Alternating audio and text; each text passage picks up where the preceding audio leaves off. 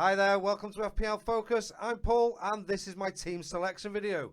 But before I share with you what my team is going to look like for this game week, let me share with you how it went last week.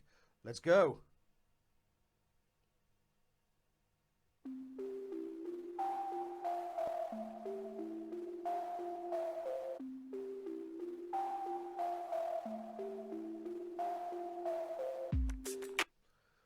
Right, so I started with, in goal, Jordan Pickford, as I shared with you last week. 2 points. Devastated as an Evertonian, first and foremost. But secondly, I've actually got him in my goal and he's got 2 points. However, I do think there are some good fixtures for Everton coming up. And hopefully we'll talk about who I'm going to have for this week in a little bit more. But yeah, 2 points, 2 shots conceded and one of those goals went in. So wasn't much at his goal. When it did come, one of them went in. Gutted about that. In defence, I had the industrious Estupinian. Fantastic performance from him. I mean, that assist he got, he was like, when that ball came to him, he was further ahead up the pitch than Matoma. So he's definitely playing a very high sort of attacking defensive role, if you like. And yeah, very glad to have him in my team. 7 points. Got an assist towards the end of the game, getting Evan Ferguson off the mark there. So very good stuff. Gabriel, 1 pointer. Absolutely devoed for this. 4 minutes he came on for, plus injury time at the end of the game, and helped see the game out. And if that's the player he's going to be, we shall see. Time will tell. Timber got injured during the game as well, so we shall see what happens with the Arsenal defence. It is a bit of a sit and wait, possibly. I know a lot of people have transferred him out already and brought in other players. Let's see what I'm going to do, eh? Luke Shaw, 5 points. Solid performance, I suppose, in the grand scheme of things, seeing as they were so poor. No attacking returns. Didn't look like getting in on anything either. Man United really poor, but it is only the first game of the season, and it's not how you start, it's how you finish. And they did get that 1-0 victory, which is a boost. So let's see how they fare this week. Foden, 3 points. He got the minutes, but he started on the left. Brought in more centrally once Kevin De Bruyne went off, and hopefully that's where he starts in the next few game weeks now. And I actually think Kevin De Bruyne is out, could be for a few months by the looks of it, and this is the time for Phil Foden to step up. He's obviously done really well for them when he's played for them, and he's obviously won 5 Premier League titles already. And if that don't make you a man in football, I don't know what does. But no, really time to step up and be like the main man, and I think he's got it in his locker. So yeah, he is in the team, and I'm hoping for more next week. Rashford on 3 points. He just doesn't like that central striker role, does he? Doesn't look as good. The team didn't look as good. He looks much better off the left. Odegaard, 2 points again.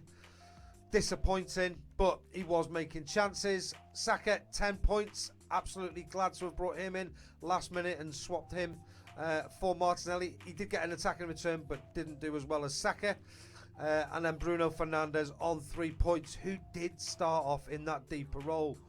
I really don't understand the Mount signing, to be honest with you, for Man United, unless Ten Hag thinks he can play Fernandes in a deeper role, which he obviously does because he's played in there and he's done well at it, to be fair. But there's just nobody as good as Fernandes in the Fernandes sort of number 10 role, if that's what you want to call it. And I don't think Mason Mount is the answer to that, but we shall see. It's early days. That's obviously, I think that's what he's been brought in for, in which case, if that's going to be happening for Bruno, he will be executed. No more Mr. Dice Guy is the name of my team, and that is the plan for this season. Up front, Haaland captain. Lots of people did. 26 points. Very happy, on Friday night as a start for him. And then João Pedro, the £5.5 million striker, on penalties. And as if by magic, he got a penalty on day one, just like Mbeumo did. It's like FPL magic. Sometimes these things do happen. And yet, very pleased to be the person owning him. The one thing I was disappointed was, on my bench, I've got Ben Chilwell as my first sub. So if I'd have known a little bit more, or been a bit more confident that Gabriel wasn't going to start. It would have been nice to have Chilwell coming in. And when he didn't start, I did think he's not coming on in this game, Gabriel. At least I've got Chilwell first on my bench. And to be honest, I wanted to play him. It's just that the other three, you know, Shaw and Astipia, they all had home fixtures and they got returns as well. So yeah, absolutely devoed for Gabriel to be getting that only 1 point. But there we go. That is FPL, classic FPL. Played the previous 73 odd games in succession, and then I bring him into my team, and that happens. But maybe we should have been aware, signing £40 million Julian Timber. Maybe it should have been aware. There we go. Mbama unfortunately didn't get any minutes. Bayer went off at 73 minutes, but got his 1 appearance points. And Matt Turner played in goal for Forest, although their goal was peppered quite a lot. And he got his 2 points. But he is a starting £4 million keeper. I can't see me bringing him in for Pickford, to be honest with you, at any point, even this week. Let's have a look at this week then. So, my team selection for the week. Transfer thoughts. Let me start on that first. I have got Chilwell on the bench. He will be starting this game week. I've got Pickford with Estupinian, and he does start. And as a result, I think this week I'm going to roll my transfer. It doesn't look like Gabriel's going to drop in price, although that can change. Hence why I'm going to be keeping him. He'll be my first bench just to see what's going on. But in the defence, I've got Estupinian, Chilwell and Tottenham. The one thing I have got against me this week is most of my players are playing away from home. Apart from this boy and his mate. Newcastle at home, Foden, high scoring game coming up, or a bit of a 0-0, but he is one of the players who can unlock that defence for sure. Rashford up against Tottenham, away from home. United need to do better. Hopefully they get some chances. He's still in the team. Odegaard, 8.5 million. Didn't get any goals pre-season. Didn't get one last week. Got a couple of assists pre-season. So one thing I've found with Odegaard, when he's had a little bit of a break, he does come back scoring. I just want to see how this Declan Rice role sort of fits in for him, to be honest with you, and whether he starts, to play a little bit deeper. Because if he is, then he could be on the chopping block as well. Because one of the things I liked about Odegaard, I think 15 goals, was it 9 assists? I'm trying to remember from last week now.